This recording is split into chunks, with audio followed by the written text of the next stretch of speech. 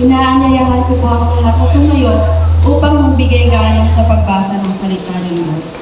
Makibukas po kayo sa akin sa Mateo Kabanata 22, mga talata 1 hanggang 14. Ito po. Inuulit ko po, Matthew 22 verses 1 to 14. Ito po ang sinasabi. Muling nagsalita sa kanila si Jesus sa pamamagitan ng talanghagi. Sinabi niya, ang paghahari ng Diyos ay katulad nito. Naghandog ng isang piggings ang isang hari sa kasal ng kanyang anak na lalaki. Sinugo niya ang kanyang anak na lalaki.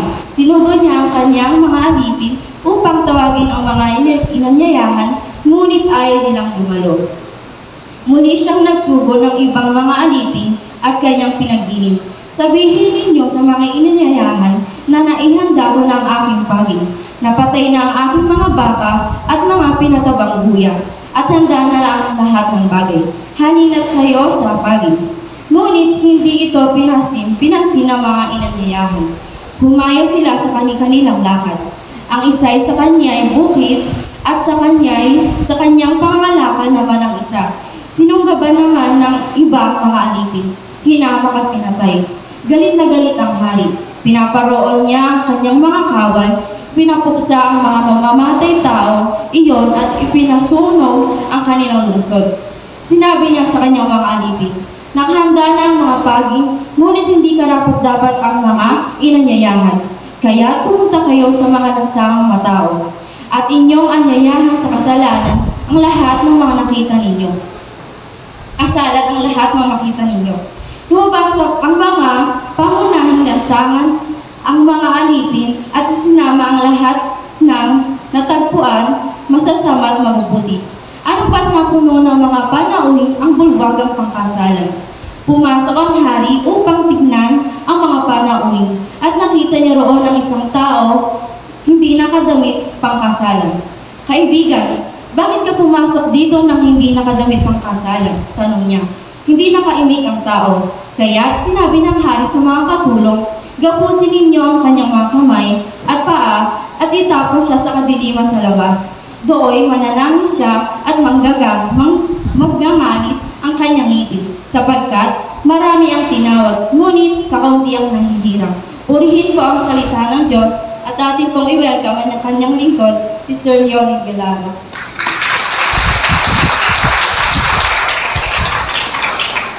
Amen. Ang Diyos po ay nagahari sa kapanahunan ito at malakas na nagahari ang Diyos, ang kaharian ng Diyos, hindi lang dito, merong GIL at marami pang lugar na kung saan libo-libo na po, lalo na sa iba't ibang bansa. So iba't iba lang ang pangalan, iba't iba yung grupo, pero iisa ang Diyos na tinatawagan ng Panginoong Jesucristo na Diyos na kakaasa-asan. Na pakinggan natin, na nakita, narinig ang piging ng kasalan. Purihin po ang Panginoon, kasama tayong lahat sa inaanyayahan ng Panginoon. Palakpakan natin ang pangalan ng Diyos na gumagawa ng lahat ng paraan para tayo ay makasama sa paghahari. Are you blessed na kayo ay tinatawag ng Panginoon?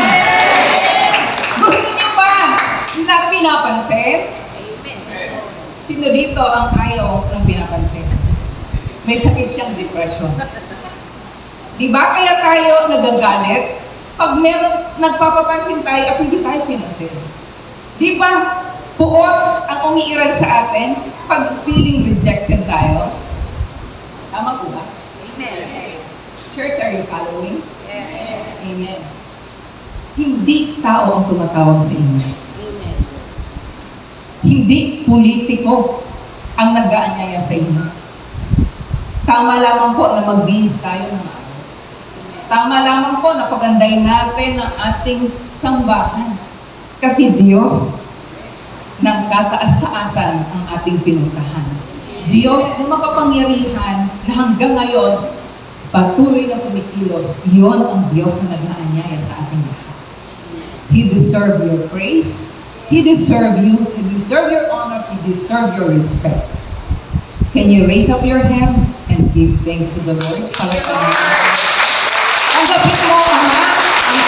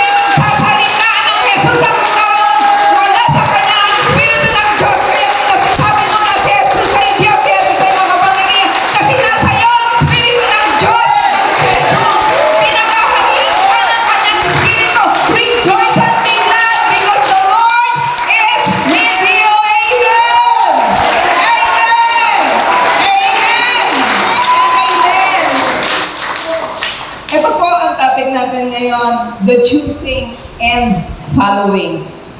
Mamaya na po tayo maupo. Alam kong kaya na pong tumayo ng isang oras. Ganito po ang sinasabi ng Ephesians chapter 1 para sa ating lahat. Ang pagpipili at ang pagsunod. Sino rito may cellphone? Ate Mary, naka-phone book ka sa akin. Pag tinawagan kita, pwede mong sagutin at pwedeng hindi. Amen. Amen. Yun ang pagtawag. Pero pag sinagot mo, ibig sabihin, nakikinig ka at nagpapadama ka na nakikipag-usap ka. Amen po? Amen. Choosing and following, hindi pwedeng paghiwalayin. Pero yung iba pwedeng paghiwalayin. Sabi ni Ephesians 1, 4, and 7, bago palikay ng sanlibutan, pinili niya na tayo. Before the foundation of the earth, He chose you. He chose me and He chose you. Upang maging Kanya. So hindi yung basagulero at tambay ang gustong maging kasama mo. Ang Diyos na nasa taas. Sa pamamagitan ng ating pagkikipag-isa kay Kristo at upang tayo maging banal at walang kapintasan sa harap niya. Dahil sa pag-ibig ng Diyos, pinili niya tayo upang maging anak niya sa pamamagitan ng Jesucristo ayon sa kanyang layunin at kalooban. Diretso mo po. Sa gayon, purihin ang kaluwalhatian ng kanyang kagandahang loob na sagana niyang ibinibigay sa atin sa pamamagitan ng kanyang minamahal na anak. Tinubos tayo ni Kristo sa pamamagitan ng kanyang dugo at pinatawad ang ating mga kasalanan. Ganon kasagana ang kanyang kagandahang loob. Wala. Amen. Pero sa succeeding verses, sa English version, pinili ka niya dahil gusto niya. Amen. Amen. Gusto ka ng Diyos. At natutuwa siya na tawagin ka. I hope natutuwa ka din. Nakapili ka Panginoon. Amen. Hello? Amen. Gustong-gusto ka na makasama ng Diyos. I pray and I hope gustuhin mo rin na makasama ang Panginoon. Amen. Sabihin mo sa katabi mo, pinagpala ka ng Diyos. Tayo po'y manalangin. Lord, continue to bless these people. Continue to shower your blessing unto these people, Panginoon, na tinawag mo ayon sa iyong kagandahang loob. Pagpalain mo ang kanilang tahanan, pagpalain mo ang kanilang pamilya, pagpalain mo ang kanilang buhay, pagpalain mo, Panginoon, ang lahat ng kanilang nakatakupan. Ito po ang aming sama-samang dalangin sa matamis na pangalan ni Jesus na aming Panginoon at tagapagligtas ang lahat ay magsabi ng Amen. Maaari po tayo. Amen. Sabi ko kanina, ang topic natin is pagpipili at pagsunod. Bakit ba kailangan ng Diyos ang pumili pa? Pwede naman siya ganun kausapin karamin. Amen. Bakit niya pa kailangan ng tao? Bakit kailangan niya ang mga lingkod? Nakuha po natin. Pwede naman tayo kausapin ng Diyos. Pwede ka naman manalangin, pero bakit pa natin kailangan pumunta ng pulong gubat? Bakit pa natin kailangan ng preacher? Bakit pa kailangan natin ng mga lingkod? Ano ba ang dahilan ng Diyos? Pwede ba natin, mabilis lang po sa Deuteronomy 18 para po sigurado tayo sa ating pinag-uusapan. Deuteronomy 18, wala po dyan, pero payagan niyo ba akong basahin? Sana po ay mabasa ko. Okay. Mula sa inyo, ang sabi ni Jesus, kinakausap ang mga Israelita sa pamamagitan ni Moises. Mula sa inyo, ang sabi ng title ng ating verse 15, Deuteronomy 18:15, ang Diyos ay magpapadala ng mga propeta. Ito ang dahilan bakit may mga propeta, may mga lingkod ng Diyos, may mga ngaral, mayroong representative. Mula sa inyo, pipili si Yahweh ng propetang tulad ko. Siya ang inyong pakikinggan.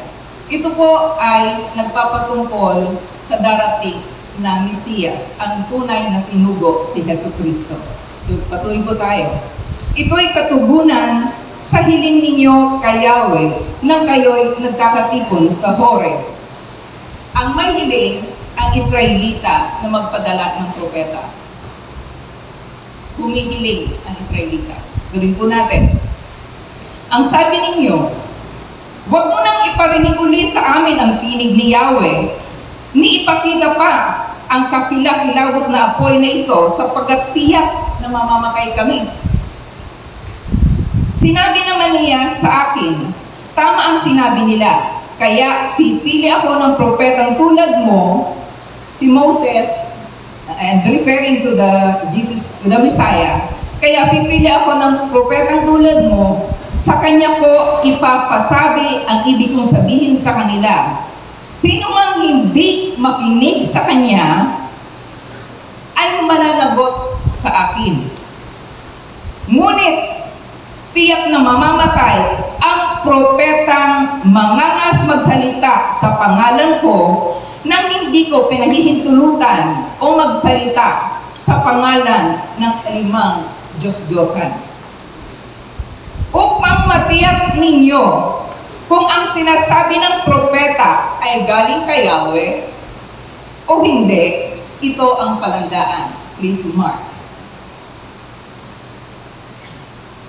Kapag hindi nangyari o nagkatotoo ang sinabi niya o ng propetang yaon, ay hindi mula kay Yahweh. Sarili niyang katya, huwag niyo siyang papansinin.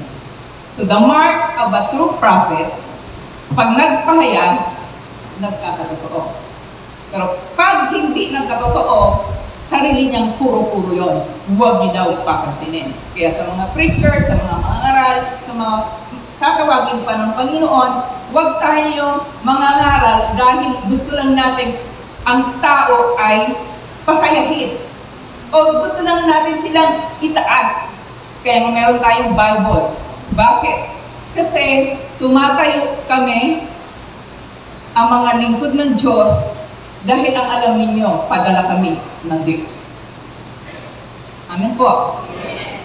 So, sana po sa mga tatawagin ng Panginoon, meron dito mga tumayo na nangaral na pag ikaw daw ay nagagalit o emotionally down, so pwede daw i-release mo ang iyong galit, ang iyong sama ng loob, ang anumang, lahat ng sama mo.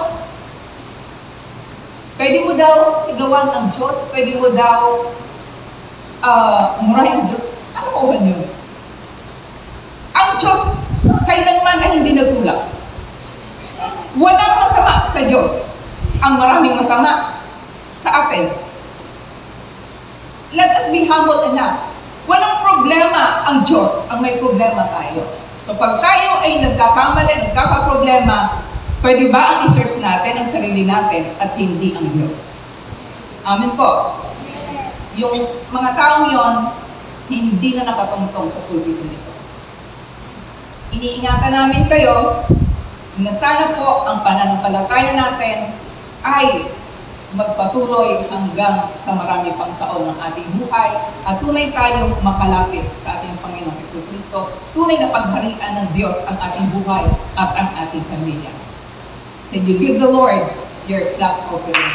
Tunay na sa patuloy na pinadali sa ating biyaya ng pagliligtas at tunay na pagpapadama ng kanyang pagpili.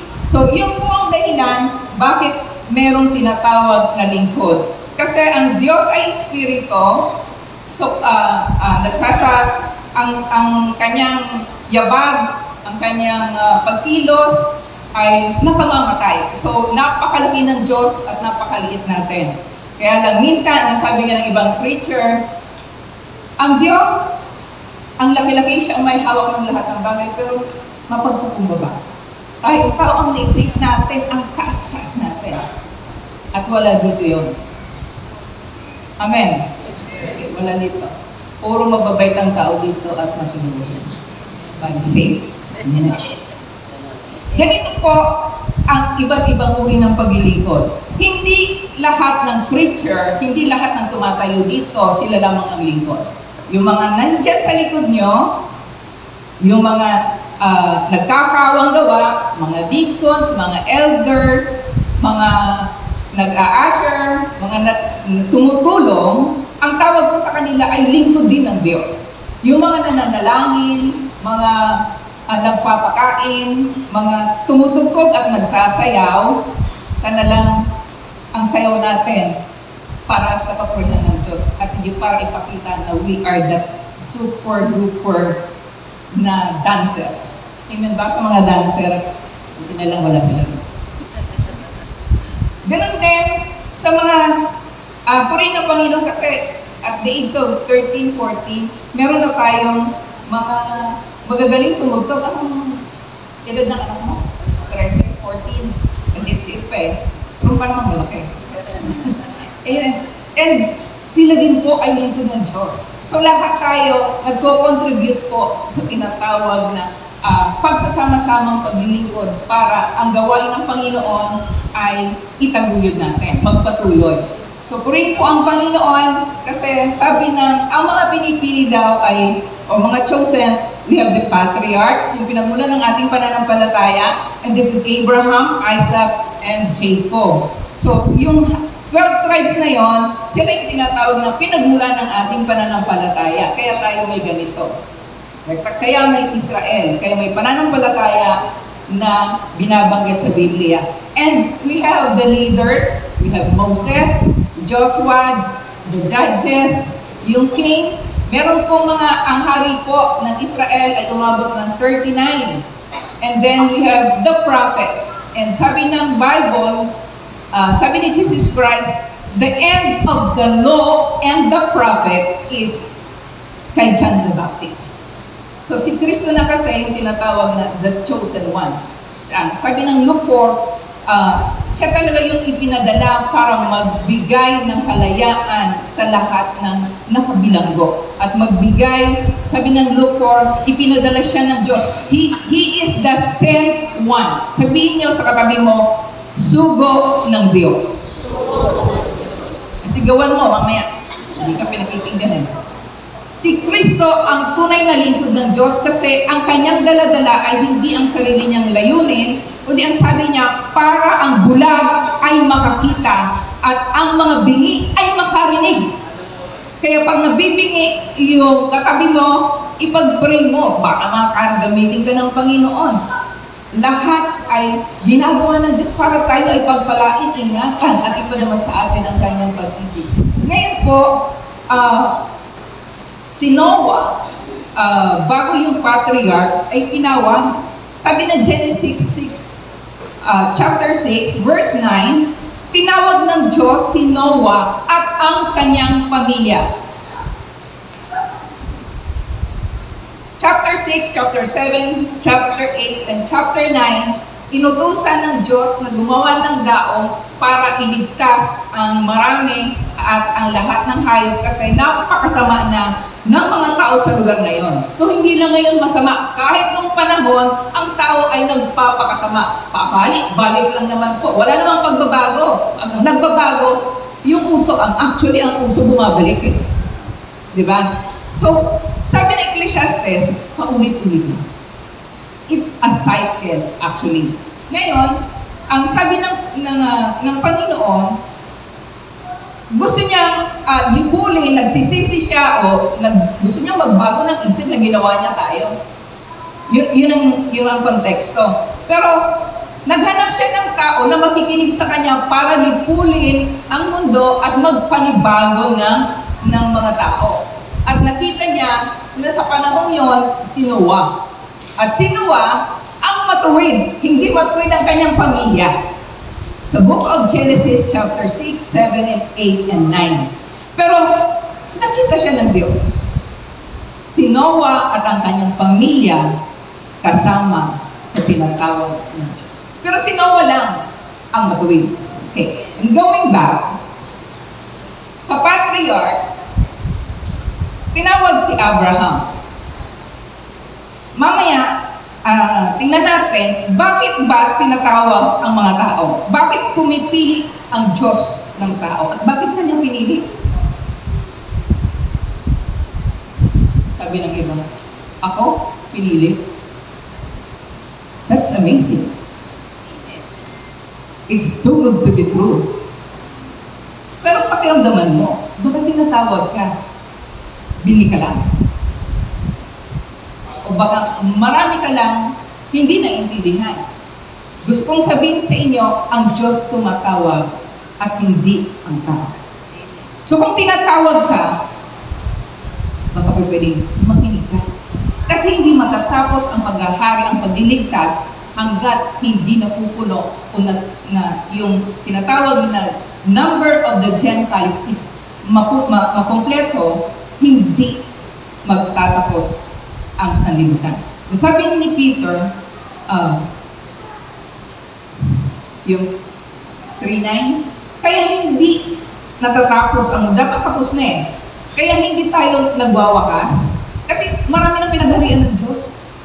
Kasi nagbabakas kali ang Diyos na marami pa ang malikas. At gagamitin tayo para sa bagay na yan. But sino bang mag-aalaga sa pamilya mo? Eh bakit ako tatawagin ng Diyos? Eh sino ba naman ako? Eh wala nga akong alam. Eh di mag-aral ka. Eh di makinig ka. Hello? Eh wala ka palang alam eh. Bakit hindi ka nakikinig? Ang pinag-aaralan mo yung Google, yung Facebook, na kung ano-ano. Kung pwedeng share mo naman ang time si Lord. Sino ang tatawagin ng Diyos para manalangin sa pamilya mo? Sa co-worker mo? Sa kasama mo? Marami ang gusto iligtas. At isa ka naman. Tingnan mo katabi. Wala lang. Ganun lang. Ganun lang. Baka tinatawag yan. Pero huwag mo nang sabihin. Baka tumangin. Si Abraham, bakit pinili ng Diyos? Ang sabi ng Genesis chapter 12, 1-3, pero yung 3 na lang kinuha ko, Abraham was called dahil sa isang layunin. So pag tinatawag ka ng Diyos, iba yung tinatawag, iba yung pinipili. Tinawag ko yung lahat, pero may pinipili ako para maging counsel, para maging pastor, parang gano'n. Bakit tinawag ng Diyos si Abraham? Sabi ng Genesis 12, pagpapalain ko ang lahat ng bansa. Ilan bang bansa meron tayo? Sa mga Googlers. Meron pang ilang bansa? Ang buong mundo. Dapat alam niyo, ganyan yung pag-research. Hindi ko ano lang, di ba? Lahat ng 179 yan o 139 countries, gusto ng Diyos pagpalain ang lahat ng bansa. At mapagpapala ng Diyos ang lahat ng bansa. Ang Saudi Arabia, ang Tokyo, ang Japan, ang South Korea, ang United States, mapagpapala yun sa pamamagitan ng ako. Ang may gawa yan, pwedeng pagpalain ng Diyos sa pamamagitan mo. Amen, hindi siya makapaniwala. Hello? Ang Marilao, gustong pagpalain ng Diyos sa pamamagitan niyo. Ang tuktukan, pinagpapala ng Diyos, nasa tuktok, hindi binabaka. Tuktukan eh.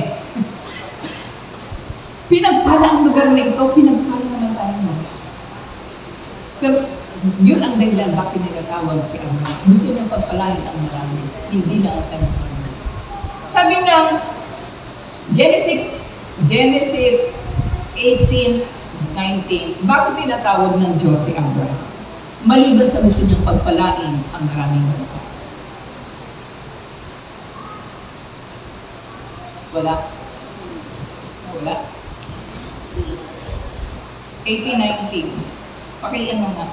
Nandiyan kanina, na-edit lang eh. Okay, ganito ang sinasabi ng Genesis 18:19. Makinig kayo. Ito ang dahilan na sinabi ng Diyos bakit niya si Abraham pinili. For I know him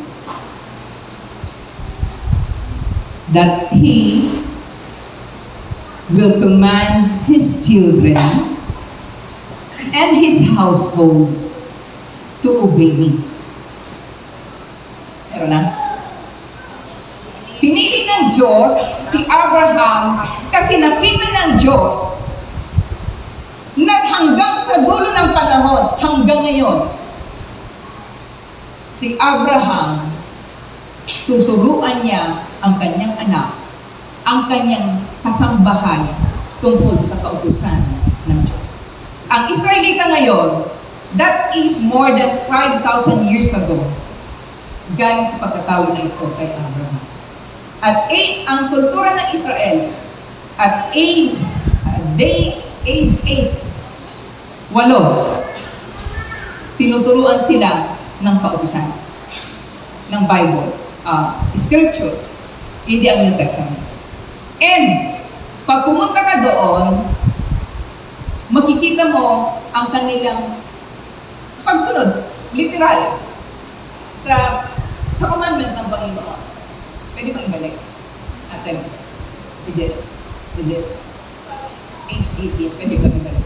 Genesis 18. 19.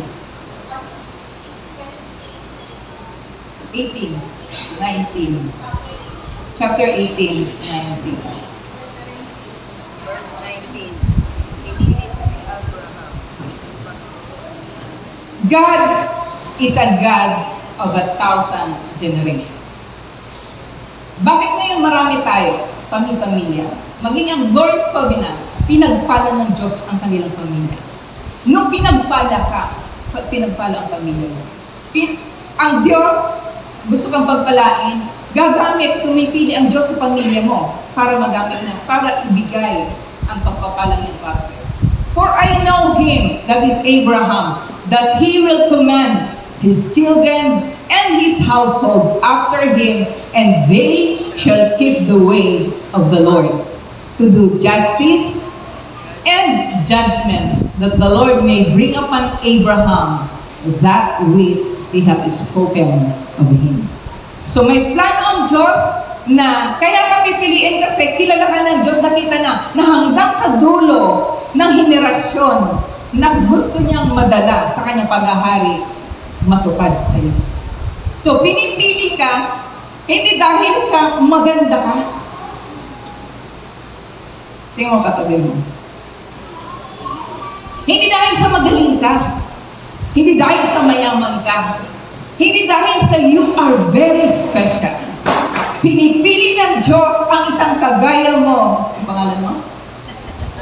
Kenon. Dahil ikaw, Kenon, ay gagamitin ng Diyos, kaya ayusin mo ang buhay mo. Diba? Hindi ka pipiliin from the start kung hindi ka kikilala ng Diyos. Kaya ng Diyos, ano man ang katayuan. Ako nga, nabago ng Panginoon, bakit ka hindi babaguhin ng Diyos? Ang maraming pastor, kaya nakatayo dito kasi binago ng Diyos, masasama din naman kami. Kuya Nelson, masama ka ba dati? O meron dito, marami ikaw ba, brother? Ngayon, siyempre, mabuting tao na. Pero dati, masama din naman ang ginagawa mo. Sobra-sobra. Kayo, sobra-sobra din po. Nagtatanong po ako. Amen. Masama ka ba yun dati? Oo, amen. Kasi hindi ka pinakamasama. Ako yata. Kuya Nick, masama ka ba dati? Pero pinili ka. That is 37 years ago. Mga bata ang kasama ko. Nung ako ay nag-start sa ministry at age 21. Uy, alam na nila.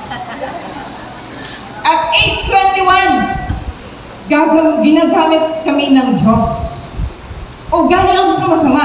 Pero nung ako ay tinawag ng Diyos, nakita naman sa akin mga matatanda. Ang iba dyan, buhay pa. Gusto niyo pakita ko sa inyo? tinawag ng Panginoon, i-equip ka ng Panginoon.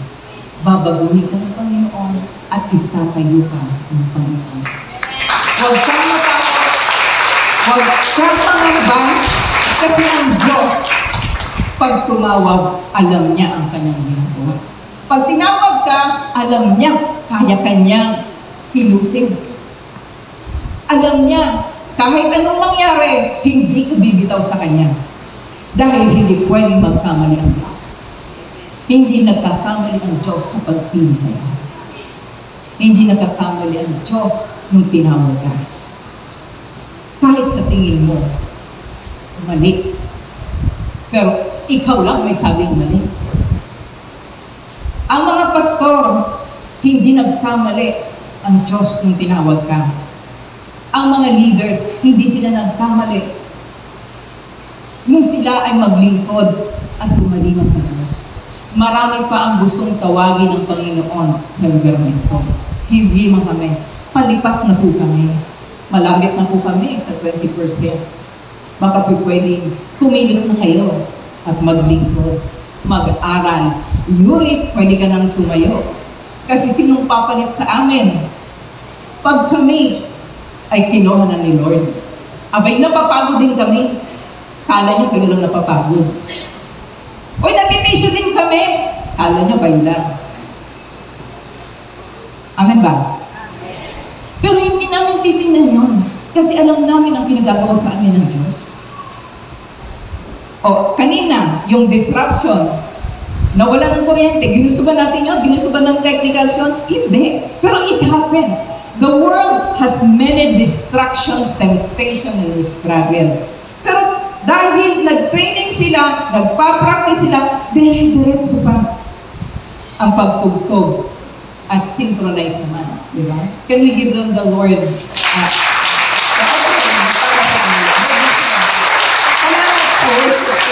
Nakahit, sabi nila, napakahirap. Wala pong sahod dyan. Kung gusto niyo sila ibili ng gamit, pwede din.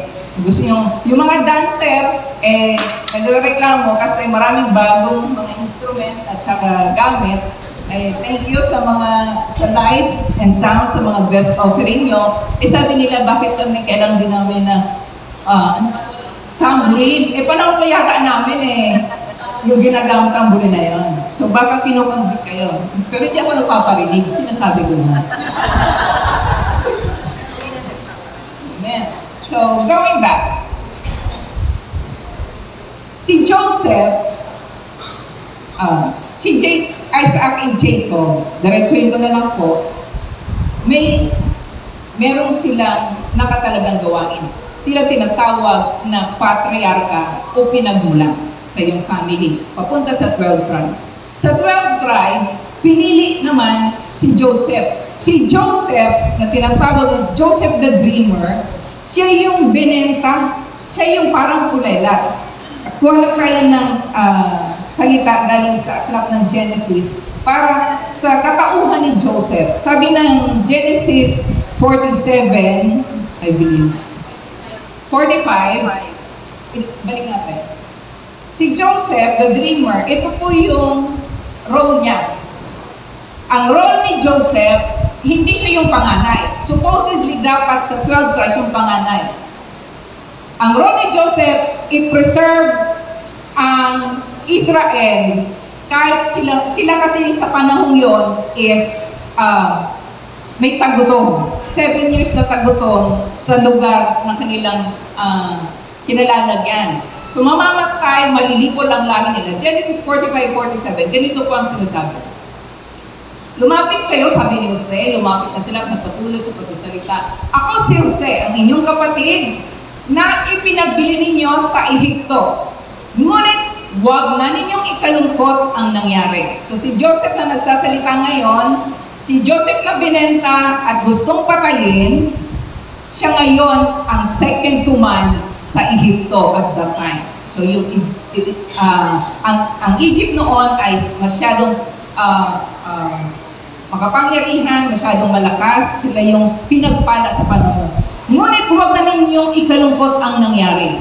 Huwag ninyong sisihin ang inyong sarili sa ginawa ninyo sa akin. Ang Diyos ang nagpadala sa akin dito upang iligtas ang maraming buhay. 2 taon pa lamang ang tagutom, 5 taon pa ang darating at walang aanihin sa mga bukirin. 7. Pinauna ako rito ng Diyos upang huwag magipol ang ating lahi. Meron ba tayong mabigat na problema ngayon? Meron ba tayong nakakalungkot na sitwasyon ngayon? Kagaya ng binanggit kanina sa Los Angeles. Kahit ganon ang disaster na nangyari, may niligtas eh. Amen. May purpose ang Diyos. Ay sa Marilao din naman eh. Dito sa local, may ewan kung nandito yung nagpatotoo nung binaha. Lahat daw ng gamit nila nabasa. Pero yung Bible, hindi nabasa. Diba? Ngunit ang kanya ay hindi nababasa. Ayun. Bible yun. Marami ka paraan ng Diyos. Hindi natin pwedeng takdaan na, ambawa, may tagutom. Kasi sinumpa kami ng Diyos. Kasi galit sa amin ng Diyos. Alalahanin natin, sa gap ng Old Testament and New Testament, merong 400 years na tinatawag na silent years. 400 years, hindi nagsasalita at hindi umiimik ang Diyos. Ilang taon mo na bang hindi napapakinggan ang Diyos? Ilang araw mo na bang hindi napapakinggan ang Diyos? Mga kapatid, be still and know that He is God. Baka namumusap ang Panginoon. Baka naghahanda siya. Yung silent years na yun is not a silent years na inabando na ang Israel ng Diyos. That silent years, 400 years, is the year na pinaprepare ang pagpasok ni Yesu Cristo. Hello? Malachi is the last prophet. Papasok na po si Juan Bautista. Prepare the way of the Lord. And that is the birth of Jesus Christ na sinaselebrate natin ng Pasko. Siya ang Diyos na pinili para sa ating ikaligtas. So, sige pala sa natin ng Panginoon.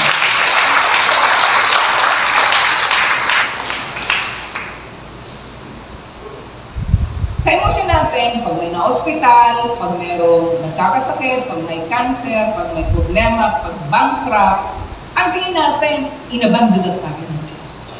Ang tingin natin, pinahihirapan ko. Yes, ang Diyos na pinakikilala namin ay ang Diyos na nagpapala at ang Diyos din na nagpaparusa. Amen.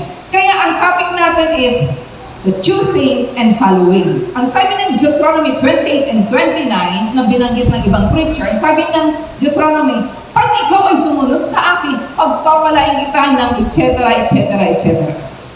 You will be blessed in and out of the city. Kahit saan ka magpunta, pagpapalain kita. Pero pag ikaw naman ay sumuway, ito naman ang darating na kaparusahan niyo. Pero kahit pinarurusahan ka, mga tatay, mga nanay, mga magulang, kayo ang may mga anak. Hindi naman perfect ang mga anak niyo. Tama po ba? Sumagot po kayo. May mga pasaway, may makulit, madami. Kuya Nelson, pinatay mo na ba? Ay, di naman. Pero may makulit. Anong ginagawa? Inaanak pa rin. Dinadala, pinag-pray. Ganun ang Panginoon sa akin. Hindi ibig sabihin na pasaway ka, pasaway ako. Itapos na ang pagliligtas ng Diyos. He is working mightily. Kasi hindi ka niya pipilitin, hindi pipilitin anak mo. Kakausapin ka niya, ituro mo lang ang daan. Mga magulang po at mga kapatid, itong taon, in preparation, ang taon na ito ay concentrate ni Glorious Covenant sa pagpapatatag ng inyong pamilya. This is the introduction ng buong taon, iayos natin o titingnan natin ang ating pamilya. Nasaan na ang pamilya ng Glorious Covenant? Pinagpipray po ba natin? Binabasahan po ba natin ang salita ng Diyos? Inaayan po ba natin? And sa lahat ng naririto na ang pamilya ay dinadala sa Panginoon, pagpalain kayo ng Diyos, naluluwalhati ang Diyos sa buhay niyo. Na kahit iniwang kayo ng asawa niyo, kahit namatay yung inyong kabiyak, kahit na bankrupt ang inyong, nawalan kayo ng trabaho, pero ginagawa niyo ng paraan na ang pamilya niyo ay kumakain na. Amen po ba? O, yung mga anak, pwede bang palakpan natin ang magulang niyo? O, mga anak, kahit na hindi niyo ina-appreciate yung mga magulang, hindi naman kayo initsapwera sa hapagkainan. Tama po ba? Pinapakain pa rin kayo, inaalagaan pa rin kayo, binibihisan pa kayo, hiniheli pa kayo, sobra na yan. Turuan natin sila na maging maayos nila. Amen po ba? Kasi sabi ng Panginoon, turuan niyo sila na lumakad ayon sa pinagbubusto. Sa ikakasama ba nila? Hindi. Pag nakarinig salita ng Diyos, sila po ay titino, kaparehas ko. Hindi sana ako laging, pero hindi ko naman naintindihan yun. For 8 years, ganun talaga yung buhay estudyante. Mayabang kami. Ako estudyante. O, diba? Yabang yun eh. Oh. Nakahawak ka ng sigarilyo, may barkada ka. Ang taas ng feeling ng ego mo, no? Alam ko din yun.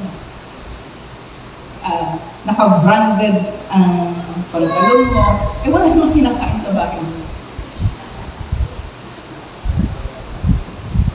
Naglilibre ka siya shakies. Pagdating mo sa bahay, tuyo. Hello? Hindi naman ako galit. Sinasabi ko lang ang ginagawa ko. Pero magbabago din yan. Magbabago din yan. Pag tumanda yan, magbabago yan. Kahit na yung pilipitin mo ngayon, hindi magbabago yan. Hintayin mo tumanda, magbabago din yan. Parang tayo din. Tayo ay bata pa, makulit din tayo.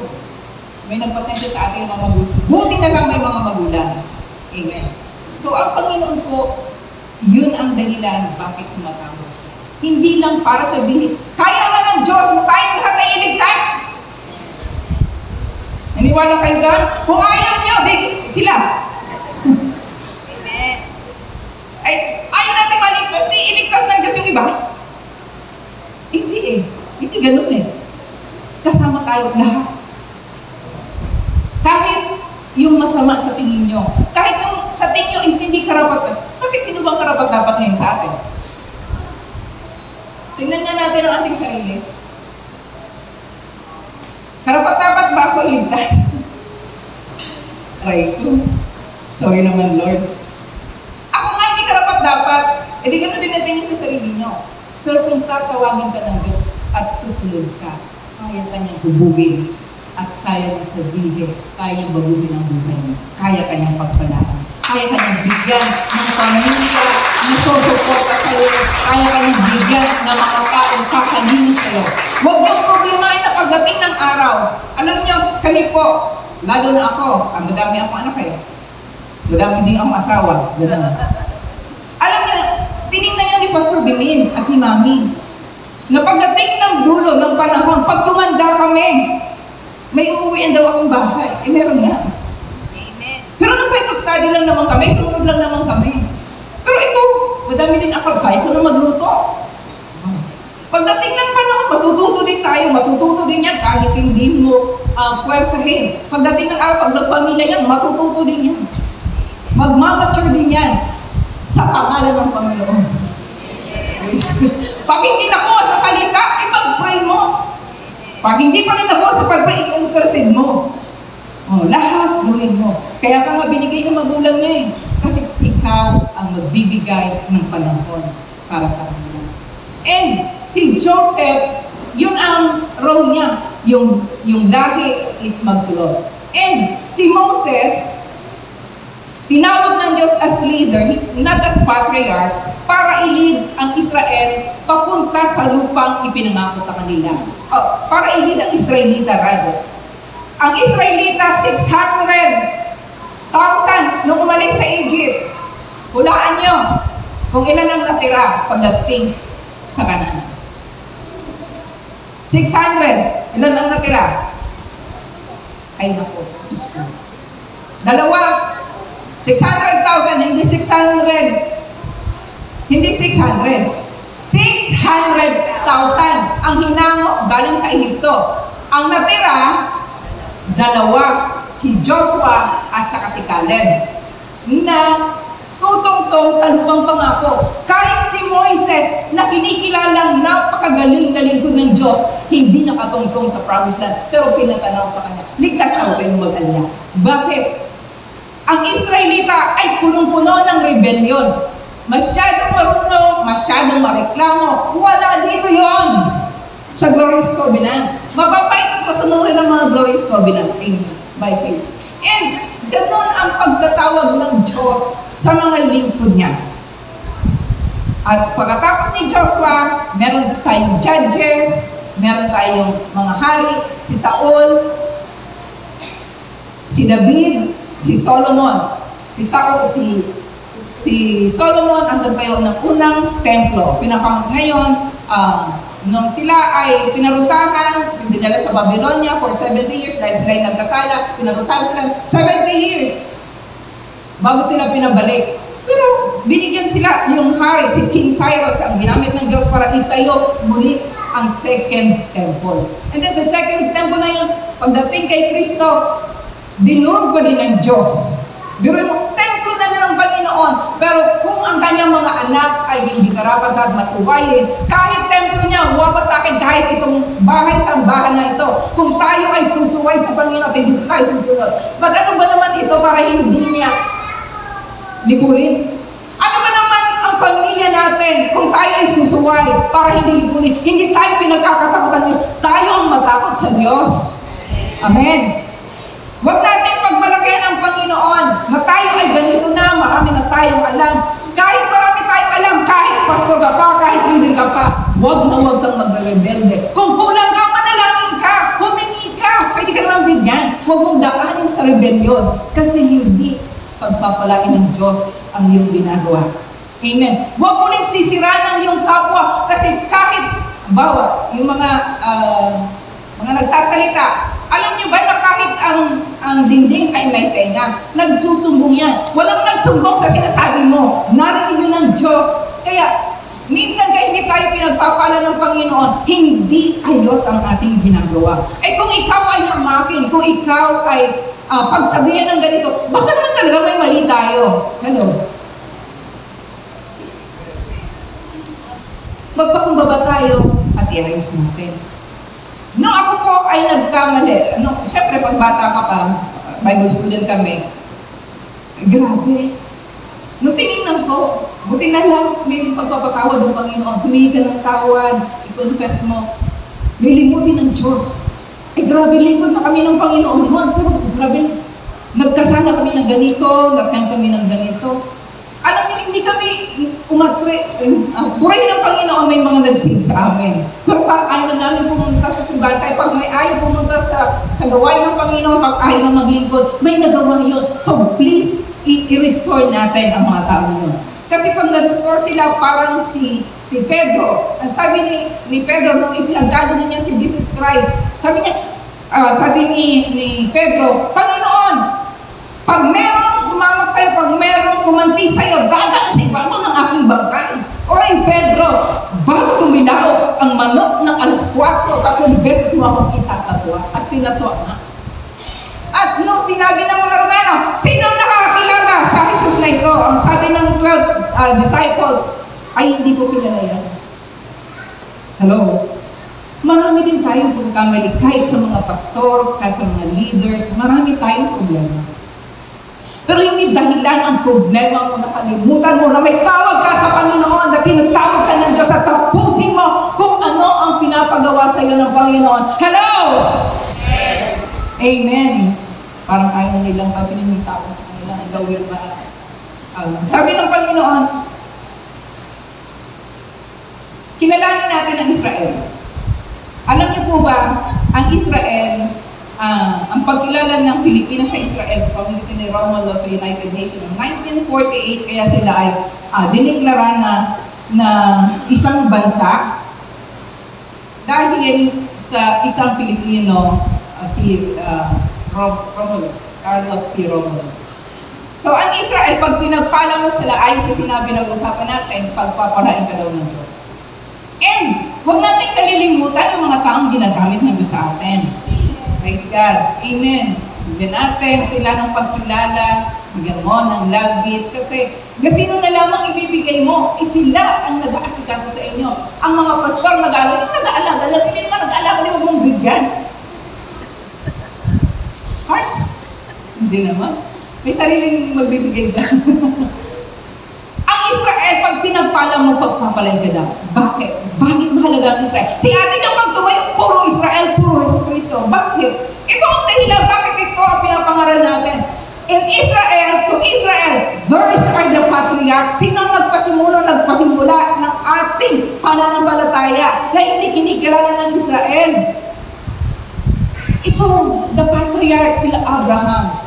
From them is traced the ancestry, the human ancestry of Christ.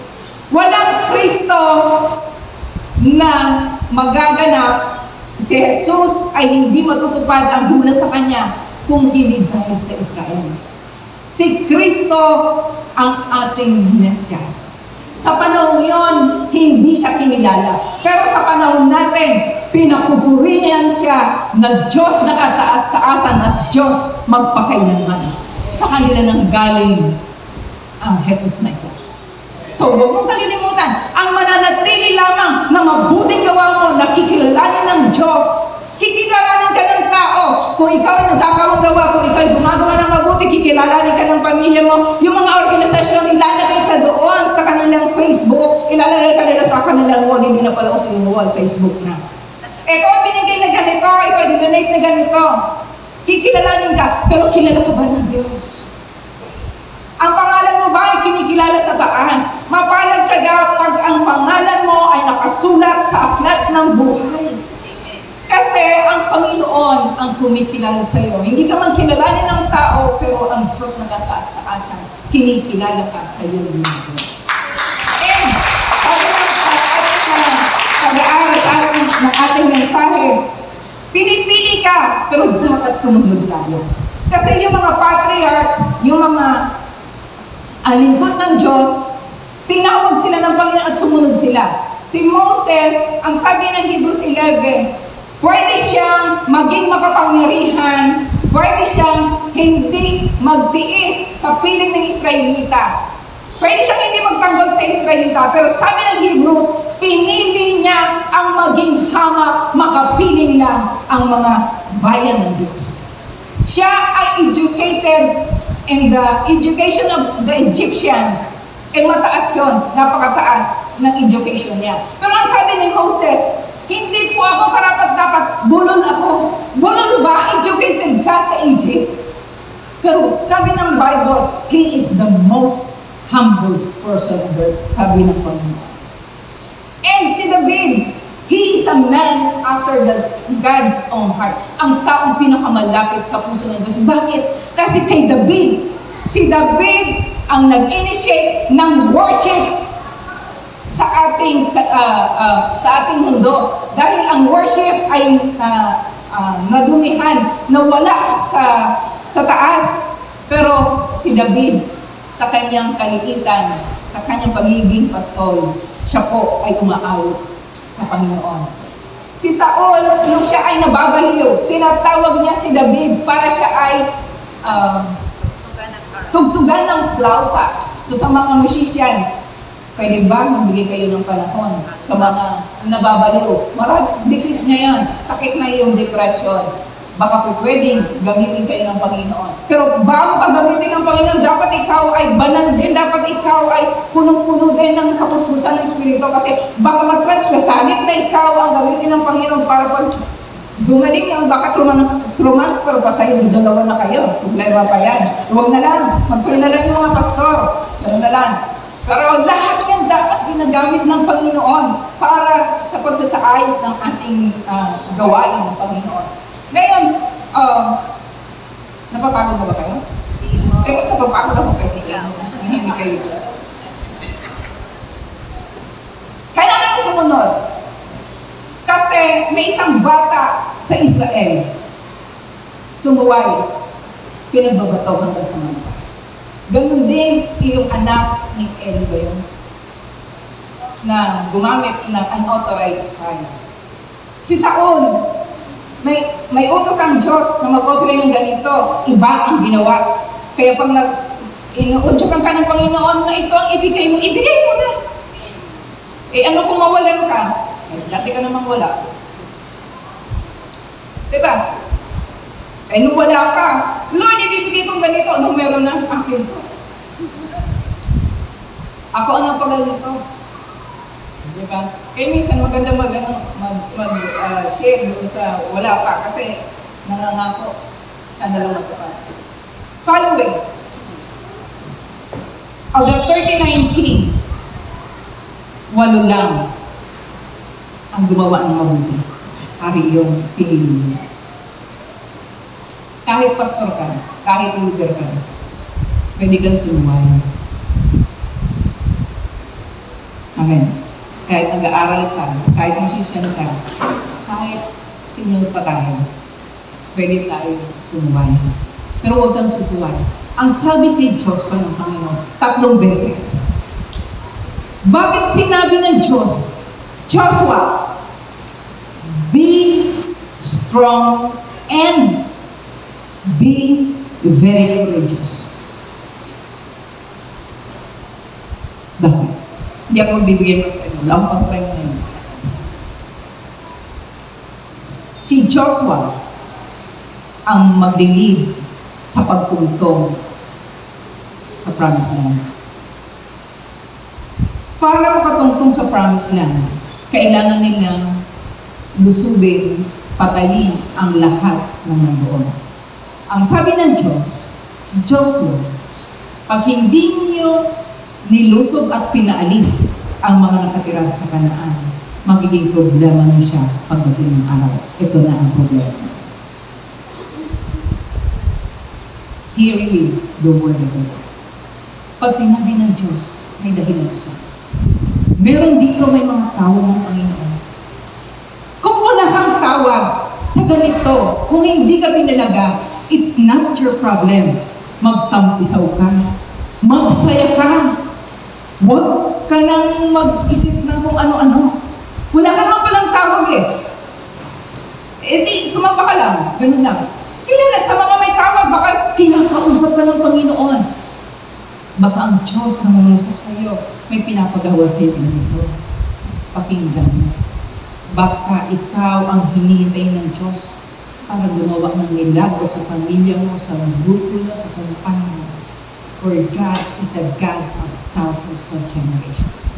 God is a God of family. Hindi ilalagay sa utos ng Diyos kay Moses sa 10 utos. Bakit isinama ang ganito? Honor your father and your mother. Ito lang daw ang utos na may kasamang pangako. Mga kapatid, sa mga magulang, sa mga anak, tandaan mo, pag kayo ay rebelde sa inyong magulang, hindi rin kayo pagpapalain ng Panginoon. Tandaan mo yan. Pero pag rebelde ka ngayon, nang hindi mo sinasadya, kasi nakagawian lang, magbago ka. Sabihin mo sa sarili, magbago ka. Amen. There is always a chance. Hindi nagbibiro ang Diyos. Mga kapatid, ang verse 12 ng isa sa pinagmamalaki namin, maraming mga lingkod ng Diyos nakapanatili kasama ng kanilang Panginoon at pinagpala naman sila. Amen. So, pwede bang lahat ng leaders, pastor, ang kanilang Panginoon, palakpakan natin ang Panginoon sa Panginoon.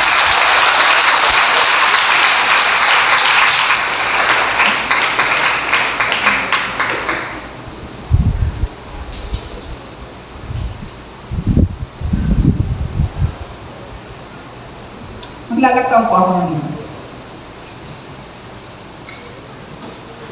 Sa following, sa pagsunod, bakit ini-stress ko? Kasi, hindi na daw mahirap sabi ng Panginoon sunod. Kasi tinupad niya na para sa atin. So yung 10 Commandments, napakahirap sundin. Ginawa ni Kristo, 2 na lang. Ibigin mo ang iyong Diyos ng buong puso, buong lakas, buong pag-iisip. At ibigin mo ang iyong kapwa, gaya mo sa iyong sarili. So pinagaan. Nung nabanggit, nung nakarang preacher, kung paano sumunod, ganito po ang sabi ng Panginoon sa John 14:15. Kung mahal niyo ako, mamahalin niyo ang aking kautusan. Ganun lang. Magpakumbaba, mahalin ng Diyos. Ang pagsunod sa kautusan, hindi na po mahirap. So, huwag mo masyadong problemahin, makasusunod ka dahil sa Espiritu ng Panginoon. Amen. Ngayon po, tinawag ang mga anak ng Diyos. Yung binasa natin kanina, sa Ephesians 1:4-7, yun yung pagtawag sa ating lahat para iligtas. Sa ngayon, ang ginawa ni Kristo, wala ng Israel, wala ng Hudyo, wala ng Grego. Dahil sa ginawa ni Kristo, tayo ngayon ay tinatawag na iglesia. Sa iglesia, pwede na ang sama-sama. So, kaya hindi tinutupad ng Diyos yung ibang pangako sa panahon ng patriarchs sa Old Testament. Kasi mas maganda, sabi ng Hebrews 11:38 and 39, merong mas magandang plano ang Diyos para sa kanyang mga minamahal. Ito ang iglesia. Sa iglesia, pwede na lahat. Lahat, kahit mukha kang satanas, kahit mukha kang ganito, kahit lasenggo ka, kahit lahat, akayin niyo lahat. Hindi lahat ng mga matitino lang ang kailangan pumunta. Lahat ng masama, welcome sa iglesia ng Panginoon. Kasi walang magbabago sa kanila sa kanilang lugar. Dito lamang po itinuturo ang pagbabago ng Diyos. Dito lamang po kumikilos ang Espiritu ng Diyos. Sa gawain ng Panginoon, nandun ang tunay na pagsamba. Sa pagsamba, doon kumikilos ang Diyos. Doon nababago tayo. It's not abrupt. May mga tao ako, abrupt yung pagbabago sa akin ng Diyos. Hindi naman po lahat ganon. Pero huwag mong hanapin yung ginagawa sa akin sa ginagawa sa inyo. You have your own timeline. You have your own lifeline. Ang Panginoon po ang gumagawa sa lahat ng ito. Maraming paglilingkod, maraming tinatawag na pag-aasikaso, pero iisa ang Diyos na pinapupurihan at pinaglilingkuran. Purihin po ang Diyos na kataasan. Ang Diyos na kataasan. Ang paghahari ng Diyos ay narito na, malakas, pero hindi pa tapos. Meron pa itong tinatawag na end time, and it is working mightily. Ang iglesia magtatapos. So, kailangan po, tayo mga nasa iglesia ng Panginoon, huwag po nating isipin na nakakasawa o nagiging redundant. Hanapan po natin ang paraan paano tayo ay sumigla. Magbasa tayo, manalangin tayo, magkawang-gawa tayo, sumamba tayo kasi sa mga bagay niyan, pag gumagawa ka sa gawain ng Panginoon, ikaw ay pinasasaya. Pag nag-ooperate ka, ikaw ang masaya. Amen. Amen ba? Pag ikaw ay nag-worship, ikaw ang masaya. Binibigay sa iyo ang kagalakan ng Panginoon. So, ang Diyos mismo ang gagawa sa lahat ng yan. Mga kapatid, lahat ng bagay ay ibinigay na sa atin. Ang mga pangako, ang pagsamba, ang kautusan, ang sabi ni Kristo, hindi niya pinawalang bisa ang lahat ng ito.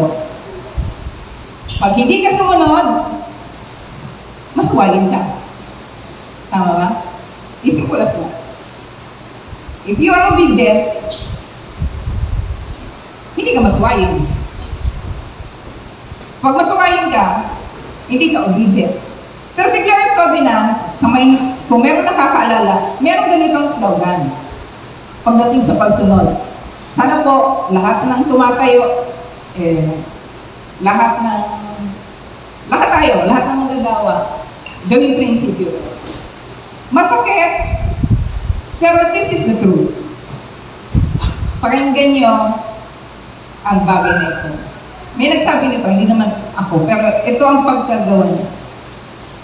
Sabi kasi ni Jesus Christ sa Matthew 7:21, Hindi lahat ng tumatawag sa akin ng Panginoon, Panginoon ay papasok sa aking hari. Kailangan tayong sumunod. Bakit?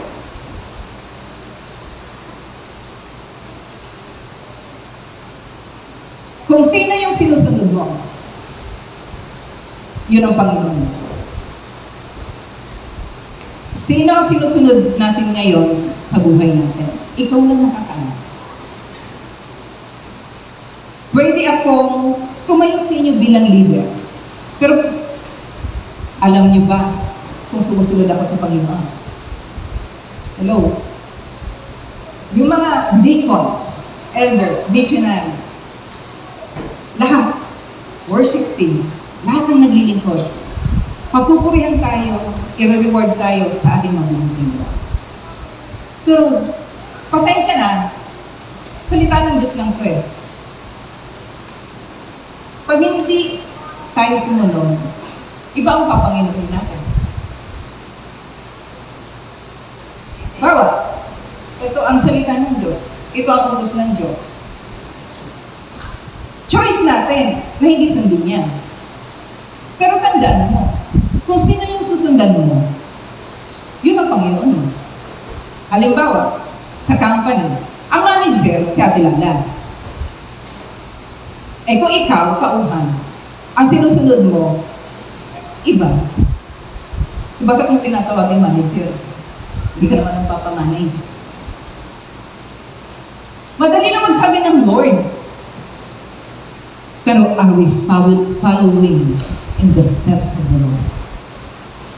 Nagpipray ba tayo? Nagbabasa ka? May kirot pa ba ang salita ng Diyos sa atin? O para na lang itong batingaw na umaalingaw na? Redundancy. Meron pa bang pag nagsasalita ang salita ng Diyos, ang Espiritu ng Diyos, meron pa bang dating ito sa iyo? May tamis pa ba? Kaya na po ang makakasagot niya. Minsan, sa katagalan, napapagod tayo, lalo na sa mga lingkod ng Diyos. Pero may salita tayo ng Diyos eh. Let us all remember the words of the Lord. God cannot be mocked. We cannot deceive God. Nag-aantay tayo ng pagpalangin. Do we give? Nag-aantay ka na sagutin sa iyong panalangin. Do we pray? Napapagod ka, umattend ka, hindi ka naman sumamba, hindi ka rin nagkaroon ng kagalakan. Sumabay ka, hindi naman yung worship leader lang at mga dancer ang tinawag para sumamba. Tinatawag tayong lahat, nililid lang nila tayo. Pero pwede ba? Sumamba tayo sa Panginoon. Kasi in worshiping in your own self, doon ka lang pwedeng pagpalain ng Panginoon. Doon ka lang pwedeng kausapin ng Diyos. Doon ka lang pwedeng baguhin ng Diyos. Tinawag ka, makipag-usap ka. Speak, and the Lord will listen. Listen, and the Lord shall speak. Pwede ba tayong lahat ay pumunta?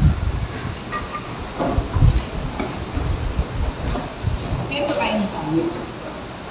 Basta,